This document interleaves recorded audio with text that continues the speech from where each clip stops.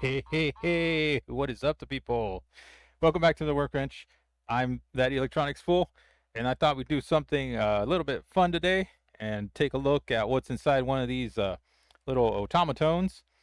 For those of you that may not be familiar with these little things, basically what it is just like a fun little sort of like musical instrument that makes like different tones depending on where along this stem you squeeze, and then like also like some settings here in the back of like what kind of tone you want it to have. And there's quite a lot of channels on here on YouTube for like both like big and small channels of people that actually know how to play these much better than anything that I could demonstrate on here. And they'll do like covers of popular songs or like skits of, you know, like some popular skit or whatever. And they can be pretty funny just because of the fact that, you know, this kind of has like a certain sort of like sound to it, like this sort of like a wah, like wah wah wah, sort of a sort of a sound. So yeah, if you've never seen any of those, I know maybe like check some of those out so you can get like a good idea of what this actually does. With some practice and patience, Automaton could be quite the expressive instrument. But this one here I have because my kid actually asked for one of these for his birthday. He wanted the Kirby one, and so he got that one, but we ended up getting this blue one too. And there's actually like 4 different types you can get. Like I think this is kind of like the small sort of standard one. There's also like a mini, I believe. There's one that's slightly a little bit bigger than this one, and then you can also custom order like this jumbo one, which costs like several $1,000s, and they don't just, you know, make them for sale. Like you have to like special order that one. Otamatone, jumbo! And so yeah, those are insane. They're huge. We'll take a look inside, see how it works, what's inside of the stem here, and yeah, we can go ahead and get started. So let's bring it over here to the other side, and we've got 2 screws up on this little curvy piece up here. Got 3 along the stem, 1 right here on the main body, and then we have a screw right here for the battery compartment. So first of all, we're just going to start off by taking out the batteries, and this uses 3 AAAs. And the funny thing is that the way they built it is that they're oriented so that the positive is facing outwards, and it's got the whole diagram in there so that you don't put them in backwards. And there are no other screws in here, so let's where can we start? I think maybe we're gonna have to start with the stem, because I have a feeling that maybe the stem kind of clamps these on the side, although I'm not entirely sure. This piece up here doesn't do anything as far as I'm aware. It can just be like positioned depending on like where you want it to. I don't know if it's like to hold or what exactly, but I don't think we need to take that part off. So let's go ahead and start by removing these screws off the stem. Zoom out there a little bit just so we can get a little bit more of a view. Okay. All right, so let's see if this will split apart now. Now I have a feeling that this is probably going to be kind of like basically like a potentiometer sort of a material, and then when you squeeze on this part here, this metal probably makes contact with it, and that's how you can get like a different resistance so that it makes a different tone. And it does not seem to be coming apart, so maybe we'll have to undo that screw. Let's go ahead and do that. Oh, there's 2 screws right here. Okay, so that's going to allow this shell to come apart that way. Wondering if we have to remove this rubber part here. And this, yeah, so there we go. That thing looks kind of hideous without the little cheeks. And so that's what kind of gives it its springiness. So in there, we're probably just going to have like a spring between these two, and these 2 little plungers just sort of bump against each other. And then we got a couple more screws down here. So let's go ahead and maybe we'll start with these 2 down here. This might allow this part to come off. It almost looks like a bullet bill from the side, like that. Okay, this seems to be separating, but it's not going to come out because it's inside of this shell here. So let's take these 2 off now. I need something a little longer here because that other one that I have does not reach. This still doesn't feel very loose here. It's like this is still being held by this part. Oh, stem seems to be separating a bit. I'm able to pull that out now. Okay, so that looks like it was held by that screw. I'm wondering if there's going to be wires in here that are long enough to allow this thing to come out completely so it doesn't break or anything. We got a nut coming out. So that nut was in there kind of like captive, and that's for the screw for the battery door to just kind of hold it in place so it doesn't thread into the plastic, and that's kind of good because it means that it's a little more sturdy. So yeah, the stem is coming out, and yep, I can see the two wires there, so that's definitely going to be like a resistive material. And now it's got this collar that probably just needs to come out. Yep, it does, just like that. Now this shell is able to separate. So there's our speaker, there's our little board. These little covers for the switches are coming off, so I'm just going to take those off now. On the side, we're going to get a better look at this little board here in a sec, but that's basically the body, the casing there. So that's that. Not much in here other than this whole plastic piece here is just the battery compartment, and it looks like these two screws here didn't need to come apart at all. It just allows the entire battery compartment to be taken apart. And I just lost those. Yep. So there's those plungers and the spring. So this is what allows the cheeks to separate after you squeeze them together. So that's just that. Has a spring. This little bar inside that just that keeps both these pieces aligned. So set those aside. The battery part here. The speaker is mounted in a sort of a slotted compartment right here on this piece that's inside the mouth. So that just comes right out. It's basically one of these really inexpensive speakers that's you kind of see these like on a lot of toys, and it's just like a plastic cone. You see the coil in there. Looks like maybe these screws do need to come out. I don't see a way to remove. I don't want to damage it. Yeah, I think these two screws do need to come out. Okay, now this is coming off. So yeah, this was basically holding this entire thing like closed. So now these can come off. This one here is a little. Oh, okay, it's kind of in that slot there. It's not popping out very easily. There it goes. Just took a little maneuvering there, but now this collar comes off. Now this thing should open up, I believe. There's a little rubber O-ring here, and I guess that's so this thing is not swinging around just kind of like all wild. It will actually stay like where you put it, so you can put it at any angle and it just sort of stays. So that O-ring there is just providing some friction for the what the heck do you even call this thing? We'll call it the hairpiece, I guess.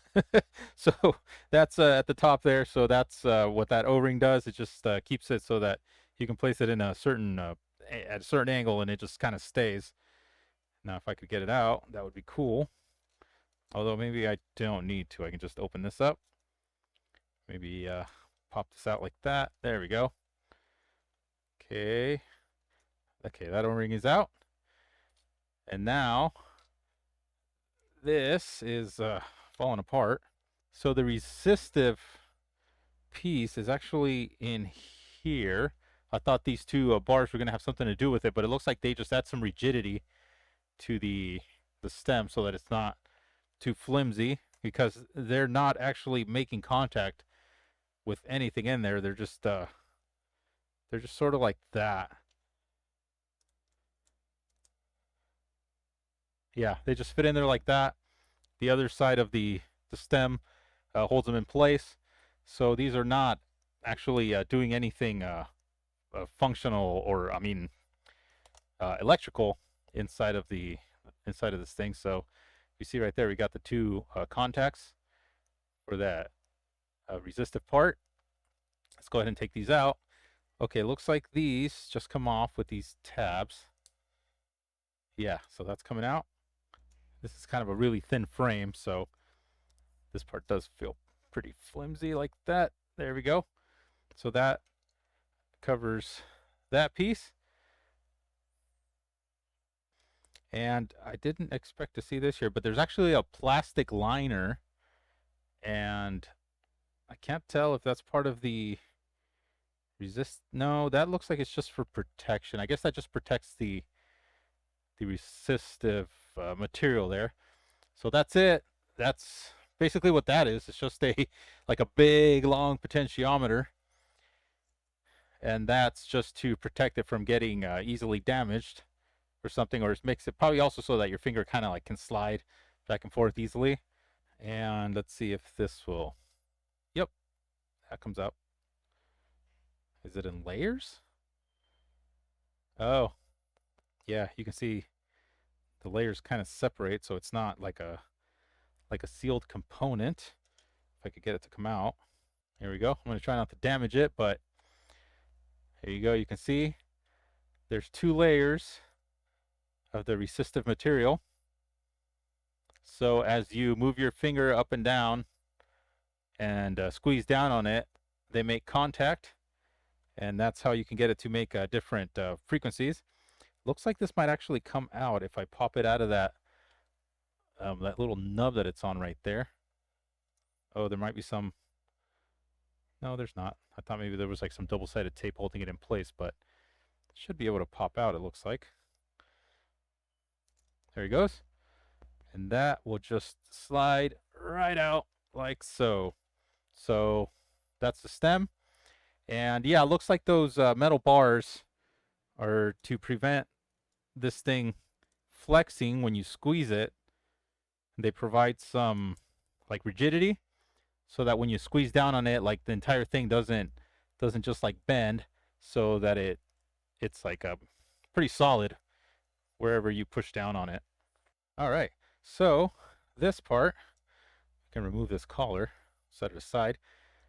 The resistive material, or this sheet, is actually on a connector here. You can pull this off.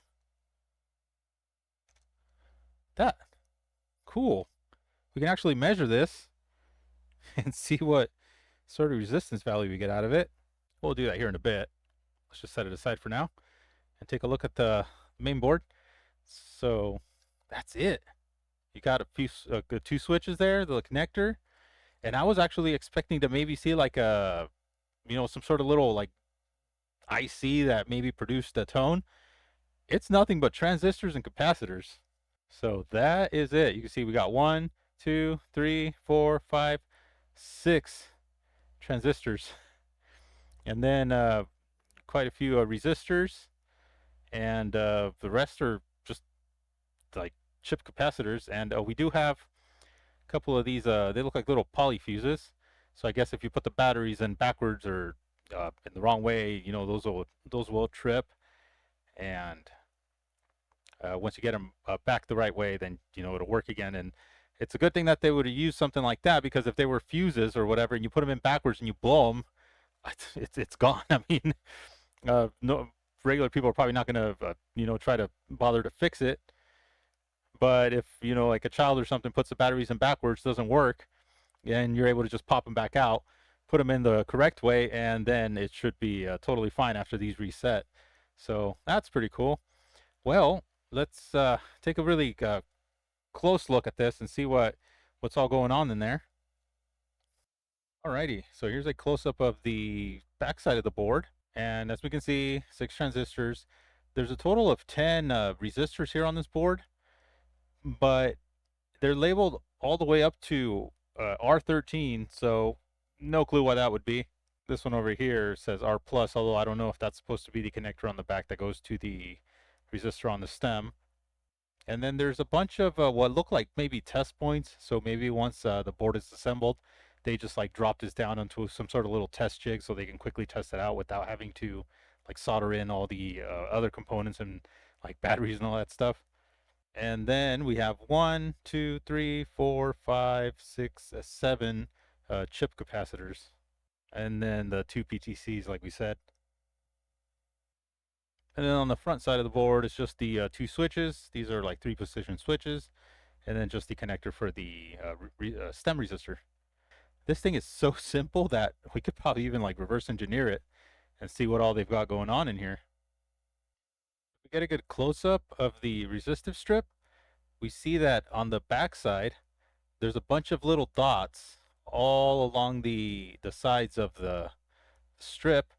And I believe what those are doing is they are separating the top layer from the bottom layer so that they're not always touching. So that way it only makes contact when you squeeze. So I think what we're going to find is that if we try to measure the resistance between the 2 points, we are not actually going to read anything unless they're making contact over here at the very end, which I'm not entirely sure. It might not be. I think that might just be like a strip of a like double-sided adhesive or something. So it's only going to register something when we push down on it at like various points. So I'm going to hook up the multimeter, and then we're going to bring it up on the screen, like up here or over here somewhere, and then we're going to see what happens when we push along the resistive strip. To prevent damaging the strip, I tape down the connector side wires here so that it's pretty secure, and then that way I can just kind of like push down along here without risk of like pulling this apart, whatever. I stuck a couple of pieces of scrap component leads that I kind of save around to use for like various jumpers or whatever I need to. And to these, I'm going to clip these 2 test leads, and those are going to my multimeter. So I'm just going to set these off here to the side. And let's go ahead and bring up the multimeter. There it is. Let's zoom in here a bit. All right, so let's see what this measures. So yeah, sure enough, I have it set to the 30K ohm range on the multimeter, but as we see, we're not getting anything at the moment. Let's see what happens when we squeeze down on the farthest end over here. What do we get? We get nothing? Nothing. Wow. Let's see, I'm going to hold this down. I start moving my finger along the length of this.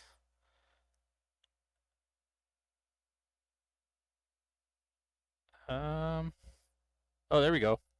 Oh, so this is way more than 30K ohms. So yeah, let me just set it to auto then, because that's obviously not going to work.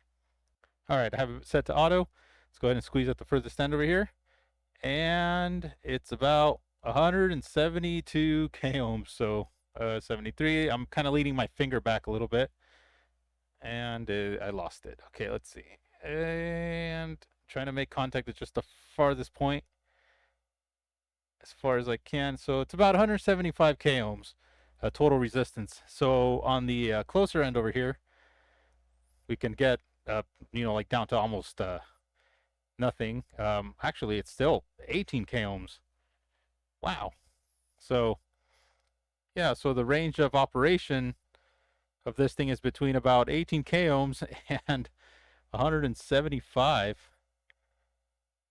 I definitely do not expect it to be that large, but I mean, I guess. So then if we run our fingers along the length here, we can see the resistance increase. It's like that. Yep, there you go. So, yeah, that's how that works. So the total range of resistance between the two is about 150K ohms. But I guess maybe it's got that sort of like the 18 over here, maybe something that has having to do with like the oscillator. It can't drop too much or it's going to stop oscillating or something like that, is my guess. The battery compartment cover is actually a little more sophisticated than we'd probably think about at first. So the screw here has a little plastic retaining washer here so that it doesn't fall off when you remove it. The cover here is actually made in 2 pieces, so it's got this sort of like inner piece, and then it's the outer part.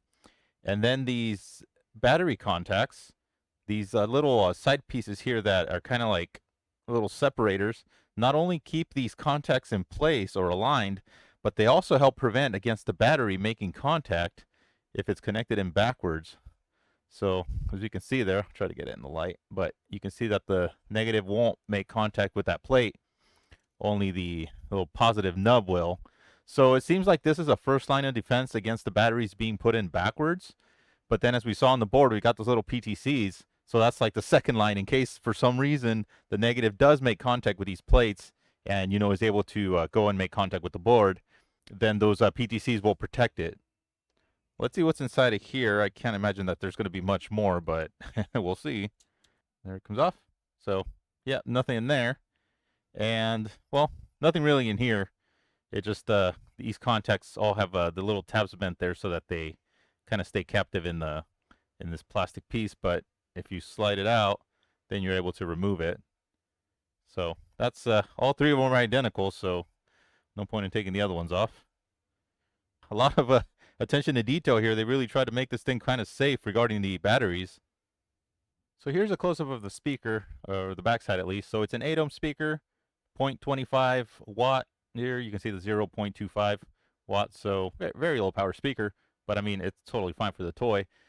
This is like the only questionable thing that I've kind of seen so far in here is the solder job on this is a little kind of wonky. Looks like somebody went a little too happy there with the solder, and we've got this little blob here on one of the contacts, and it almost bridges over to the other side right there. There's like a tiniest little gap right there, so it's not totally making contact, but it's pretty close. So that's like the only sort of like sloppyish kind of looking thing that I've found in here so far. So before I put it back together, I'm going to clean that up a bit. I'm just going to like melt it with the soldering iron and remove it. But I mean, everything else looks fine. Actually, why don't we just go ahead and do that now? So touch it there. And I didn't make it that much better. There we go. That looks better. All right, people, do you know what time it is? You know what time it is. You don't know what time it is? Well, let me tell you what time it is. It's time for reverse engineering and schematics. So it took me a bit of time, but I was finally able to get this little board reverse engineered. I'll quickly kind of go through the process that I went through here just because I think some people might find the information useful. Not too long ago, I was working on another video where I needed to reverse engineer a small board, and I was trying to find a way to easily do so by being able to compare like the top side of the board with the bottom side of the board, and somehow like switch between the two so that I could figure out like where traces went and all that stuff so that I could come up with a schematic for it. And I was online trying to find like maybe some sort of software I could use where I could take like the two images and just kind of compare between the two, like go back and forth somehow to make the process easier. Well, I ended up coming across a post on the EEV blog forum where a user posted this software that apparently he made, and it's called PCB Trace Overlayer. And this image that you see here, this loads by default. They're included in the files there to kind of give you like an example of how it works and what you need to do in order to be able to use it. So what we have here is we have two image files, one for the top of this board, and then we have one for the bottom of the board. And so as you saw here, I'm basically taking the slider and I'm just going like up and down. And then that way, like for example, if we want to see where like this pin here goes on this resistor, we can just slide down. We see that it's soldered here. We can see that this trace kind of, goes off there. But if we need to see it a little more clearer, we can do that. And now we can see that there's actually another trace that goes there. So it doesn't just go that way.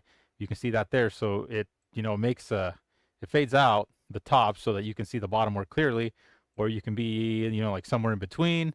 You can kind of get an idea of where like something goes. So I use this application for that. Made the process so much easier. So I'm using this software here again to reverse engineer this little board, and it helped immensely. It was, yeah, it's a good little bit of software. The only drawback is that I've noticed with it is that sometimes when the image is too big, as I will show here with the actual Automaton board. So I've got that loaded in now. So you can see we've got the top board and the bottom board. We got this thing in the middle. With the larger image files, and I think it's just maybe because of the resolution of it, it gets a little clunky on the slider. Right now, right here, it seems okay, but you can see that like it sort of kind of fades in and out in like chunks. So it's not as smooth, but I mean, it still works pretty well. So I was able to use this, and it did the job. So not really any complaints there, especially since it's available for download for free. So a major shout out to the dude that made this. And the only reason it's cut off down here is because the window resolution is larger than what I'm actually capturing on OBS here. So I can, like, say for example, if I shrink it there, you can see that I've got the entire board right there. So actually, if I were to do that, I mean, that'd probably be a little better. But so yeah, software works pretty well. We can see that on the top board, I've removed the switches. That way I was able to see where some of these traces went, or the vias went. So I checked and I double checked a few times, and I think the schematic that I captured for this is pretty much correct as it should be. And this is what I came up with. So I put the batteries in here. I put the PTCs, the switches, both switches. And I believe that the transistors, all of these right here are NPNs. They had a marking of HF, and if correct, it's a 2SC 1815. Best as I could, maybe like find, because this code kind of will match several different things, but it appears that maybe that's what it is. So I put here like Q2, Q3, Q4, and I've basically put the designation here of like everything exactly where it goes. And then Q1 up here being the only PNP transistor, I believe. Well, the marking on it is BA, and I believe that's probably a 2SA 1865 is what I kind of found. So I'm hoping those are right, but I mean, I don't know for sure. Now, this was quite a bit of work getting all this like positioned. What I usually do when I start trying to reverse something like this is I'll put in all the components, and I'll kind of keep them off to the side, like in a corner or whatever. And so, for example, I put in the 6 transistors, I loaded those in, and then I loaded in all the resistors and all that stuff. And I'll start bringing stuff in as I, make connections. I'll kind of start bringing it in and putting it in a position, where it kind of makes sense and where I can have like the shortest connections between components. And once I actually started getting finished, I noticed something interesting. And that's this section right here. Some of you might already be, will already know what it is. And we'll talk about it here in a second, but some of the features in this part of the circuit immediately made me realize what it was. But we'll start over here with the batteries first and kind of like analyze this a little bit. So we have our 3 batteries here, which is battery 1, battery 2, and battery 3. Battery 1 that connects directly to like the ground rail of the entire circuit, and then the positive goes to one of the thermistors, and they're all kind of in series like that, and so on. So it's kind of nice that it's got those little PTCs, like I said, to protect the board against the batteries being like put in backwards. So the positive from this, the batteries, then goes to the common on the first switch, which is the top switch. And so we have switch 1B here, we have switch 1A here. These are all part of the same switch. So when they're like in the top position, this one's in the top position. When it goes in the mid position, this one would be in the mid position, etc. So the switch goes between making contact with this terminal that doesn't go anywhere to when you turn it to low and high. Then it goes to this terminal, which is connected, to the voltage rail in the circuit. And then when you turn it on to high, then these are connected together, so it still remains part of the positive rail of the circuit. And on the volume side of that same switch, we have this would be here the off position, so it's making contact with nothing, doesn't go to anything. When you put it on the low position, it still makes contact with nothing. But when you put it in the high position, then it allows the signal coming out of these lines here to go through straight into the speaker, because otherwise, while it's in the off and the low position, the audio has to go through a 10 ohm resistor to the speaker. So that's how they're getting the low volume, and then the high volume setting, they just either short out or allow the signal to go in series through that resistor.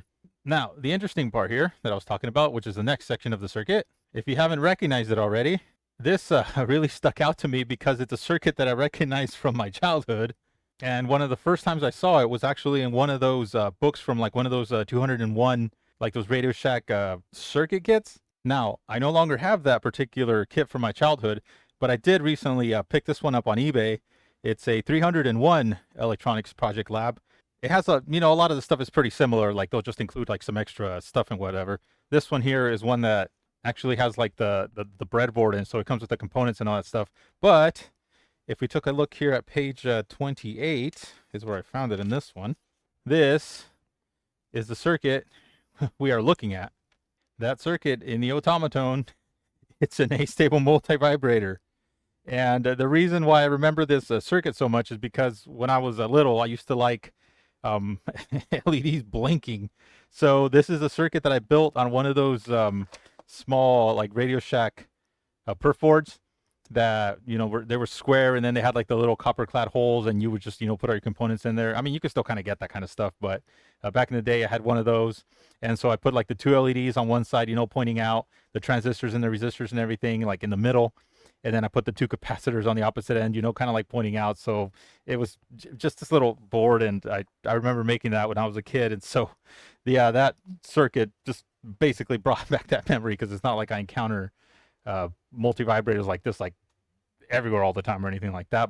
All right, sorry, kind of went on a little bit of a tangent there, but anyways, as far as an explanation for this part of the circuit, as best as I can probably give it, is we have two sides that are pretty much almost identical. So when we first turn this switch on, we're going to have a positive current up here on this rail, and that positive is going to be going through all these resistors, except for this one, because this is not making contact to begin with, as long as it's not being pushed when you turn it on. So we'll have positive current here, positive current here. So the base of this transistor is going to start going positive, which in turn is going to turn on the transistor.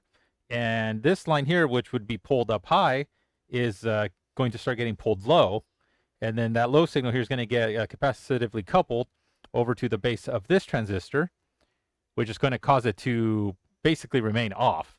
So then this line here is going to pull high, which is going to be capacitively coupled over to this side, but this side's already positive, so this circuit is not going to oscillate. Now, as soon as you push on the stem and allow a little bit of current to flow through this resistor here, now this one's going to start going positive, and it's going to turn on. And instead of this entire section here being positive, now this is going to start getting pulled low on this side, which is going to cause the signal to flow through these capacitors. And that's going to come over to this side. It's going to start pulling this side low, which is going to turn off this transistor. And now this side is able to go high.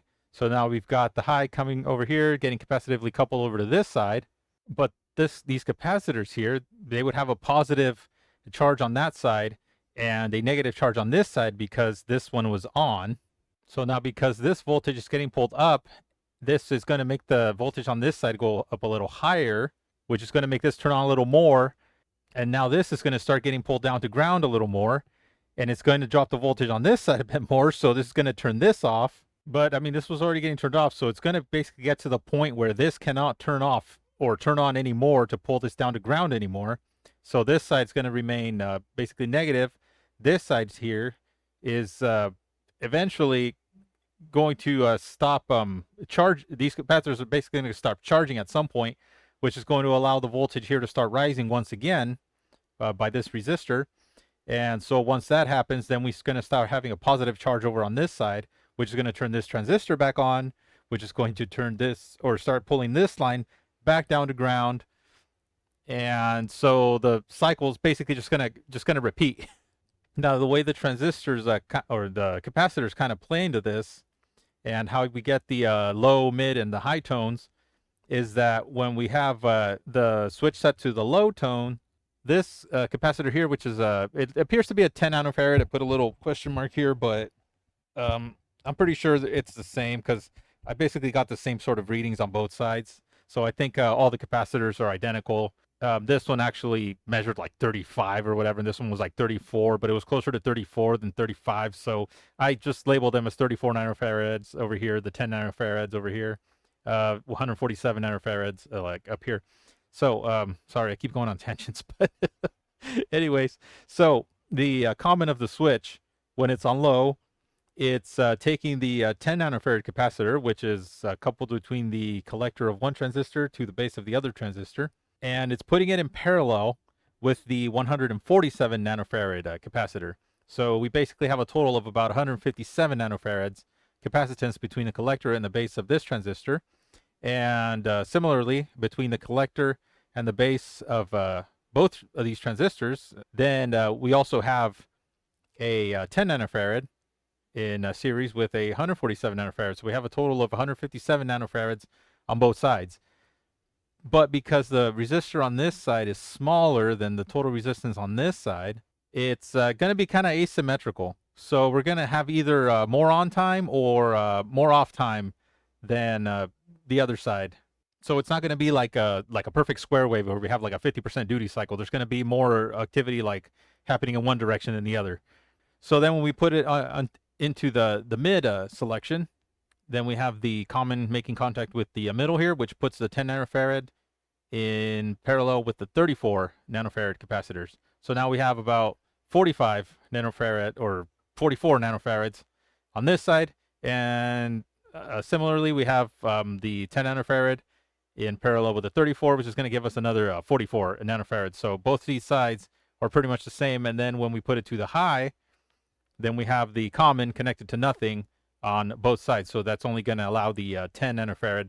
And because it's such a small amount of capacitance, then the circuit is able to oscillate faster, which is going to give us the higher tones. So low tone, high capacitance, mid tone, kind of in between, and then the high tone, the small capacitance.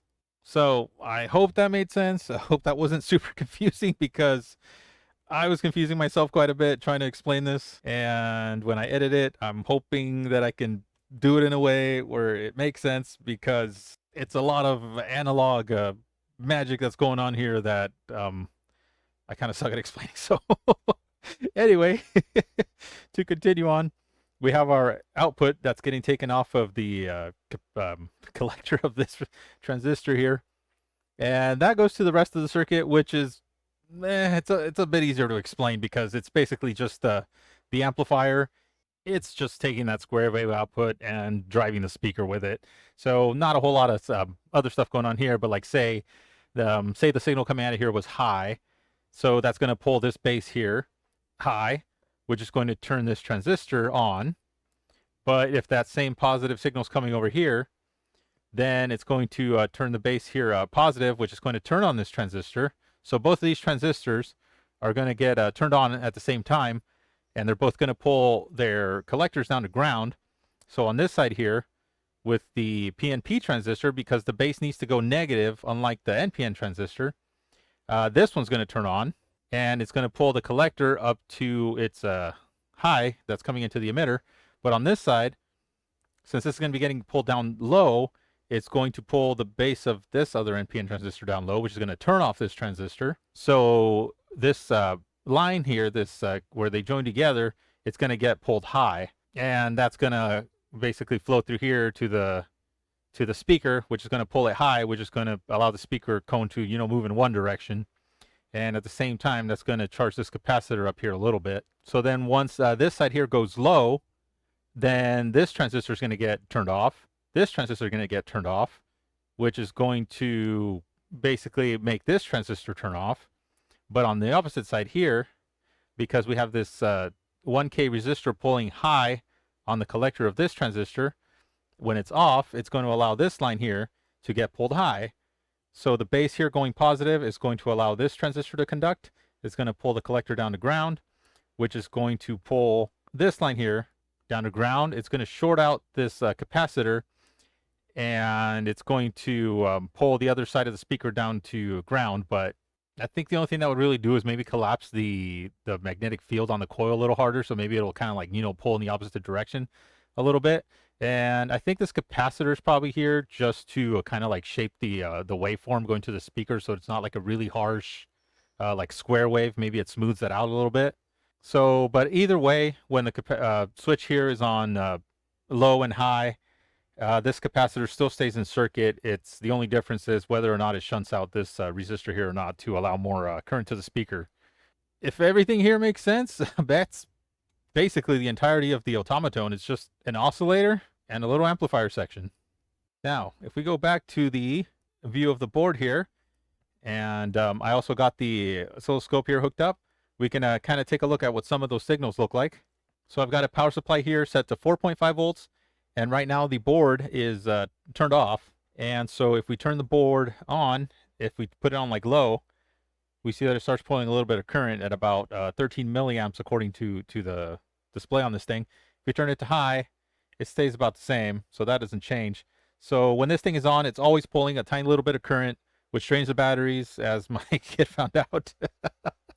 So yeah, not exactly a power saving device when it's not being used, but it's I mean, it uses AAA batteries, so they don't last too long, but I mean, it's all right, I guess. All right, so interesting point to the pro, I guess, would be like the Q6 collector output there. We can see what the signal going out into the amplifier looks like, and got the I finally figured out some software I can use for my scope here that's not slow as molasses, because I was originally using my Rigol DS 1054Z Z for some people. I was using a Ultra Scope and Ultra Sigma, which you kind of need to be able to connect to not the multimeter, the scope. It was so freaking slow, and I've not been able to get it to work properly. Sometimes it'll work, and I can get it to like display on the screen, but sometimes it would crash. It just completely exit out with like no explanation, warning, or anything. And I just got fed up, so I found this other software that's called Visa DSO, and it's so much faster. It's like if you can see right here, I'm touching the tip of the scope probe, and it reacts a lot faster. This is actually, it according to the thing, it's running at about maybe like between 16 and 20 frames per second, whereas the ultrascope stuff was only going at, I don't know, maybe 3 or 4 frames per second. I mean, it was super slow, and now actually still did use it for another video I'm working on, where that's still going to make a feature. All right, so let's see. We said we were going to connect to Q6, the collector. So let's go ahead and connect this to Q6, which is this transistor up here in the corner. Let's see what kind of signal comes out of that. So as soon as we touch it there, don't really have much activity going on there. So now let's go ahead and squeeze on the resistor strip, and we see right there it produces a tone that's going it's a little higher than what I've got this set to. Let me turn it up. Actually, let's move this down.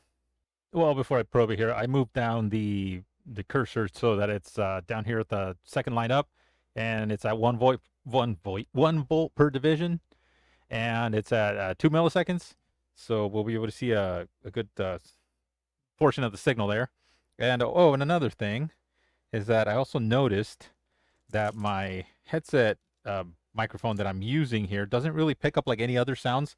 Like for like the speaker here, it's not going to pick it up very well. So I'm actually having to use, if I didn't knock it down, my other microphone here to capture the sounds of stuff being produced on the bench here, because I didn't notice it until I was reviewing some footage that I recorded that, yeah, the headset microphone just does not pick up stuff that's more than like a few inches from my face very well. And plus with the have a noise cancellation filter active in OBS.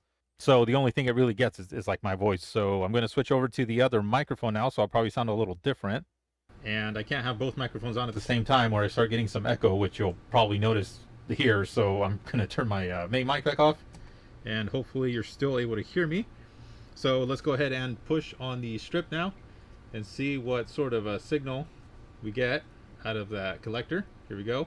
So I'm going to do it down here where it's kind of high. So there's that. And if I start kind of moving up, you can see how that pulse width kind of like spreads out. So it's sort of like a pulse width modulation, except it doesn't have like a fixed a duty cycle. It actually stretches out the pulse. So yeah, that's the type of signal that goes out to the amplifier. Let's see what it looks like at the speaker terminal, which I think is this one down here. Let's see what that looks like. That is not it. That's ground. So we probe the other one. So yeah, still a square wave going to the speaker. Looks like it's got a slight little a slant there at the top, and I have a feeling that's probably because of that capacitor, like I was mentioning. So yep, that's how an Automaton works. So that was with the Automaton on the low setting. On the high setting, we're just going to see that it's a much higher frequency signal. So There we go. And that is everything that makes up an Otamatone. A fairly simple device in functionality, but it actually appears to be very well built, in my opinion. So what do you say we take all these components now and put an Automaton back together? All right, here we go.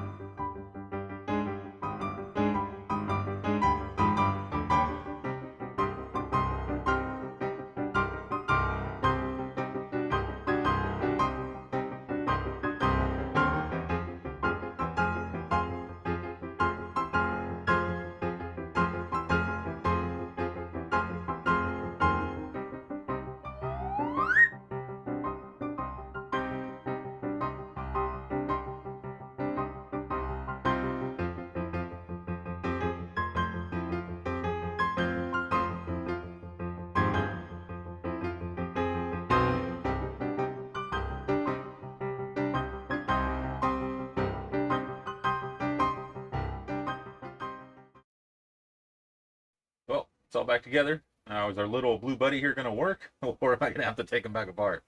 Let's find out. I have not tested it myself, so I don't know. Here we go.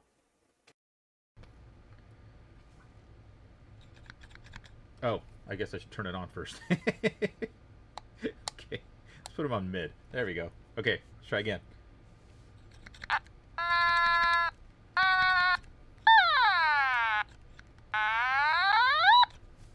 Yay, it works still. Alright, so that's going to do it for this one. Thank you all for watching. This video actually turned out a little longer than I was originally kind of aiming for. But I hope it was kind of interesting. Thank you all for joining me once again. I'll see you guys around the bench.